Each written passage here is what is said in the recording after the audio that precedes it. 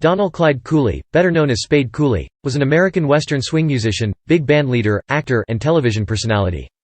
Cooley's career ended in 1961 when he was arrested and convicted for the murder of his second wife, Mae Evans.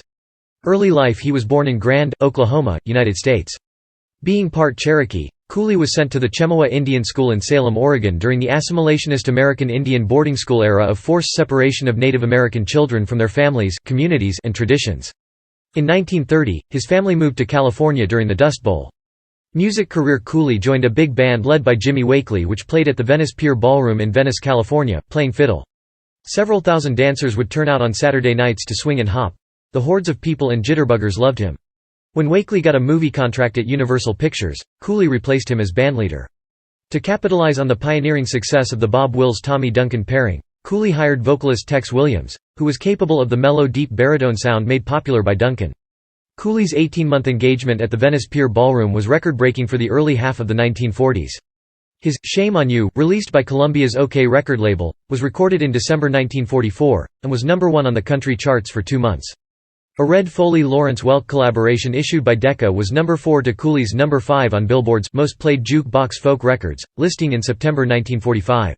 Soundies Distributing Corp. of America issued one of their music video-like film shorts of Cooley's band performing "Shame on You" in the fall of 1945. "Shame on You" was the first in an unbroken string of 6 top 10 singles including "Detour" and "You Can't Break My Heart." Cooley appeared in 38 Western films, both in bit parts and as a stand-in for cowboy actor Roy Rogers. Billed as Spade Cooley and his Western Dance Gang, he was featured in the soundie "Take Me Back to Tulsa" released July 31, 1944, along with Williams and Carolina Cotton. Karina was released August 28, 1944 minus Cotton. The film short Spade Cooley, King of Western Swing was filmed in May 1945 and released September 1, 1945. It was followed by Melody Stampede released on November 8, 1945. Spade Cooley and his orchestra came out in 1949. In 1950, Cooley had significant roles in several films. In the summer of 1946, the Cooley band fragmented after the bandleader fired Williams, who had offers to record on his own. A number of key sidemen, including guitarist Johnny Weiss, left with Williams, who formed the Western Caravan, which incorporated a sound similar to Cooley's. Williams had his hit recording of "Smoke, Smoke, Smoke" in 1948. Cooley reconstituted his band with former Bob Wills sidemen, including steel guitarist Noel Boggs and the guitar ensemble of Jimmy Weibel and Cameron Hill. He also added full brass and reed sections to the band. Beginning in June 1948, Cooley began hosting The Spade Cooley Show, a variety show on KTLA-TV in Los Angeles, broadcast from the Venice Pier Ballroom. The show won local Emmy Awards in 1952 and 1953. Guests included Frankie Laine, Frank Sinatra and Dinah Shore. The Spade Cooley Show was viewed coast to coast via the Paramount Television Network. KTLA eventually cancelled Cooley's program by 1956 and replaced it with a competing show brought over from KCOP, Cliffy Stone's hometown jamboree. Cooley was in a so-called "Battle of the Bands", the date of which has not been documented, with Bob Wills and his Texas Playboys at the Venice Pier Ballroom. Afterward, Cooley claimed he won and began to promote himself as the King of Western Swing. Some music aficionados insist Wills deserved the title "King of Western Swing", and Fort Worth's Milton Brown should be called "Father of Western Swing". But apparently the first documented use of Western Swing for this style of music was in 1942 by Cooley's promoter at the time, Foreman Phillips. Cooley was honored by the installation of a star on the Hollywood Walk of Fame. The foundation was laid on February 8, 1960.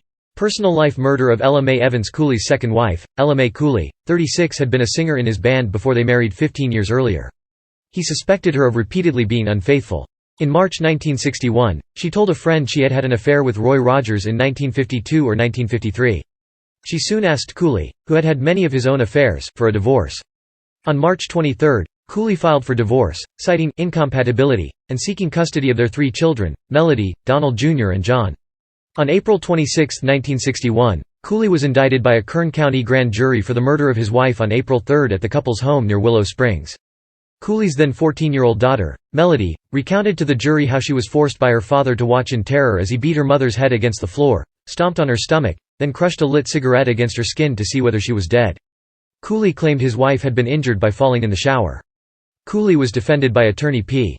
Basil Lambrose in what was the longest case in county history at the time, and was convicted of first-degree murder by a Kern County jury on August 21, 1961, after unexpectedly withdrawing an insanity plea. He was spared death in the gas chamber and sentenced to life in prison. Then-Governor Ronald Reagan agreed to pardon Cooley, but Cooley died before the pardon was finalized. Death on August 5, 1968. The California State Adult Authority voted unanimously to parole him on February 22, 1970. Cooley had served less than 9 years of a life sentence, and was in poor health from heart trouble. On November 23, 1969, he received a 72-hour furlough from the prison hospital unit at Vacaville to play a benefit concert for the Deputy Sheriff's Association of Alameda County at the Oakland Auditorium in Oakland. During the intermission, after a standing ovation, Cooley suffered a fatal heart attack backstage. He is interred at Chapel of the Chimes Cemetery in Hayward. In popular culture, John Gilmore has written an in-depth portrait of Cooley's life and death in Shame on You, a segment of Gilmore's nonfiction work, L.A. Despair, A Landscape of Crimes and Bad Times. Cooley is a recurring character in James Ellroy's fiction, including in the story, Whale Contino's Blues, which appeared in issue number 46 of Granta magazine and was anthologized in Hollywood Nocturnes. Ellroy also features a fictionalized version of Cooley in Ellroy's novel L.A. Confidential. Country historian Rich Kienzle, who specializes in the history of West Coast country music and Western swing, profiled Cooley in his 2003 book Southwest Shuffle. He is referenced in one of the Honeymooners episodes. They wouldn't have won except some guy slipped in a Spade Cooley record.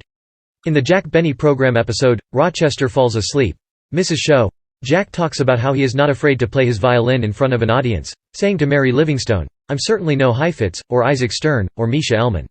Guest star Bob Crosby then jokes, "You can throw Spade Cooley in there too." The Longmire novel Junkyard Dogs, by Craig Johnson, has Walt Longmire and Deputy Vic entering a truck stop that Vic refers to as the Disneyland Redneck Ride. Music playing when they enter is, scratching the paint of the inside of the place. Vic: "What the hell is that?" Walt: "That'd be Three-Way Boogie, Spade Cooley." He then gives the salacious bits of the above history. Ry Cooder's 2008 album I, Flathead features a reference to Cooley on the track, Steel Guitar Heaven, as well as a track named, Spade Cooley, the name of the singer's dog. In 2015, the Ella Mae Evans murder was profiled in an episode of the investigation Discovery series Tabloid. Radio personality Phil Hendry would occasionally refer to Spade Cooley in his comedy sketches. Tyler May & Co.'s podcast, Cocaine and Rhinestones, profiles Spade Cooley in the 3rd episode of Season 1. Jake Brennan's podcast, Disgraceland, profiled Spade Cooley in the 12th episode of his 2nd season.